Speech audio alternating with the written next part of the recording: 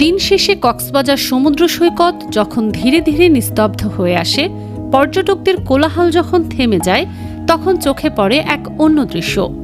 সুগন্ধা পয়েন্টের বালুচরে কয়েকটি শিশু ঘুমিয়ে আছে। তাদের কারো মাথার নিচে বালিশ নেই, গায়ে নেই কোনো চাদর। পাশে শুয়ে আছে কয়েকটি পথকুকুর। রাতের অন্ধকারে তারাই যেন তাদের একমাত্র সঙ্গী। দৃশ্যটা শুধু একটি ছবি নয়, এটি আমাদের সমাজের এক নীরব বাস্তবতা।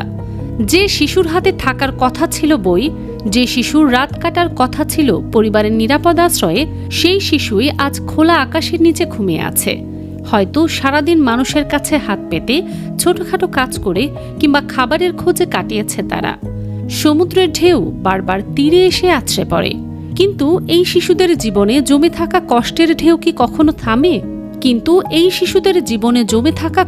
ঢেউ কি কখনো থামে?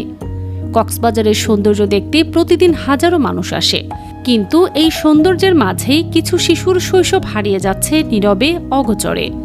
এই শিশুরা আমাদের করুণা নয়, অধিকার চায়। তারা চায় নিরাপদ ঘুম, একটু ভালোবাসা আর একটি সুন্দর আগামী। কারণ প্রতিটি শিশুই একটি সম্ভাবনা। আর কোনো শিশুর শৈশব যেন বালুচরে, পথকুকুরের পাশে কিংবা খোলা আকাশের নিচে হারিয়ে না যায়। ফারজানা মৌসুমী, ডেস্ক রিপোর্ট, ভোরের কক্সবাজার।